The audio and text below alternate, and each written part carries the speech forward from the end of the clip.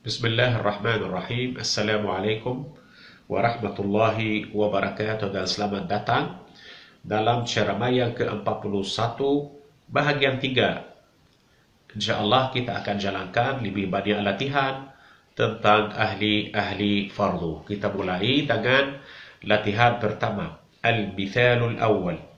Sekiranya seorang istri meninggalkan seorang suami, seorang ibu, seorang nenek dan anak lelaki. Di sini si suami akan dapat seperempat sebagai fardu karena istri dia meninggal dunia, dia tinggalkan keturunan itu anak lelaki. Seorang ibu akan dapat seperenam sebagai fardu karena si mayit mempunyai keturunan. Nenek mahjub oleh ibu karena tiap ibu menghalangi semua nenek daripada mendapatkan warisan. Dan anak lelaki akan dapat sisa warisan dengan asabah. Pangkal masalah dari 12. Suami 3 saham, ibu 2 saham, nenek tak dapat apa-apa dan 7 saham sisa asabah untuk anak lelaki. Latihan kedua, Al-Mithalul Thani. Sekiranya si istri meninggalkan seorang suami, seorang ibu, seorang nenek belah ibu, itu ibu dari ibu si mayit, seorang ayah dan saudara lelaki kandung 2 orang. Si suami akan dapat separuh sebagai fardu karena si mayit tidak tinggalkan keturunan. Seorang ibu akan dapat seperenam sebagai fardu karena si mayit meninggalkan 2 saudara. Kita tahu kalau si mayit meninggalkan keturunan atau lebih dari 2 saudara, nasib seorang ibu adalah seperenam. Nenek belah ibu mahjub oleh ibu dan ayah akan dapat sisa warisan dengan asabah karena dia dapat menghalangi saudara lelaki kandung karena seorang ayah lebih dekat daripada saudara lelaki. Pangkal masalah dari 6, 3 saham untuk suami, 1 saham untuk ibu, sisanya 2 saham untuk ayah sebagai asabah. Jadi nenek belah ibu dan saudara lelaki kandung adalah mahjub dan tidak dapat apa-apa warisan. Latihan ketiga, Al-Mithalul Thalith. Sekiranya seorang istri meninggalkan seorang suami, seorang ibu, seorang nenek dan seorang ayah. Di sini kita harus lihat kalau ibu dapat menghalangi nenek daripada mendapatkan warisan. Tinggal 3 pewaris sahaja, suami, ibu dan ayah. Dan di sini kita dalam masalah al-umariyah, di mana seorang ibu hanya dapat sepertiga daripada baki. Jadi sepertiga setelah si suami mengambil fardunya, seorang ibu dapat sepertiga dari yang baki. Jadi di sini si suami dapat separuh karena tidak ada keturunan kepada istrinya.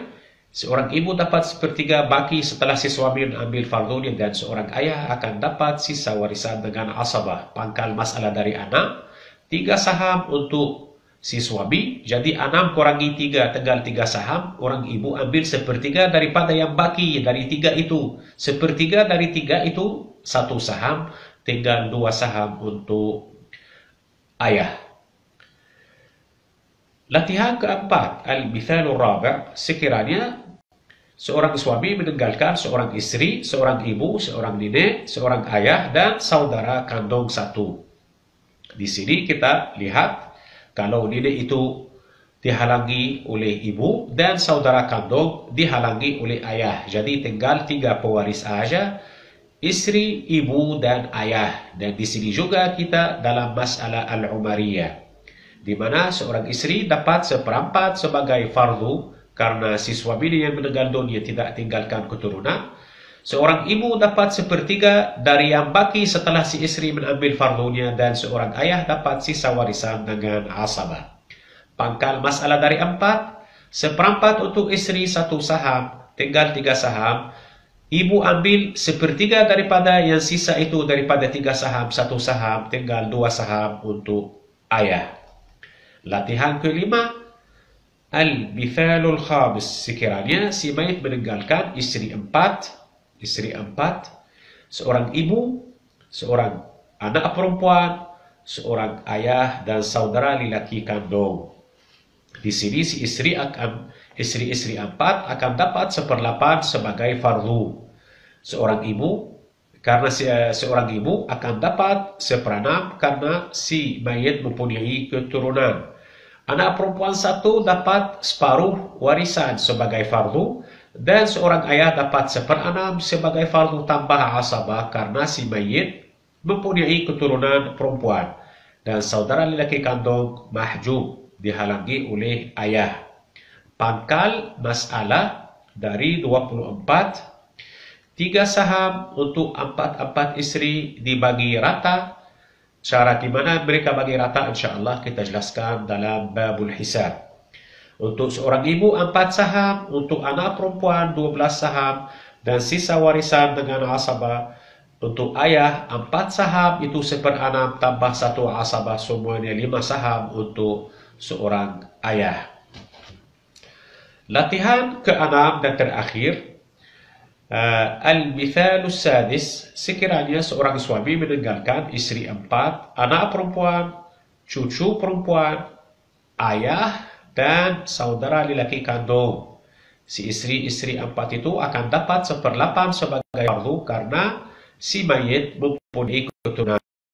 Anak perempuan akan dapat separuh, cucu perempuan akan dapat 1/6 untuk memenuhi 2/3. Seorang ayah akan dapat 1/6 tanpa asabah, dan saudara lelaki mahjub oleh ayah. Pangkal masalah dari 24, 3 saham untuk si istri 4 dibagi rata, 12 saham untuk anak perempuan, 4 saham untuk cucu perempuan, untuk ayah 4 saham sebagai fardu tambah 1 asabah, dan saudara lelaki tak dapat apa-apa. Wassalamualaikum warahmatullahi wabarakatuh.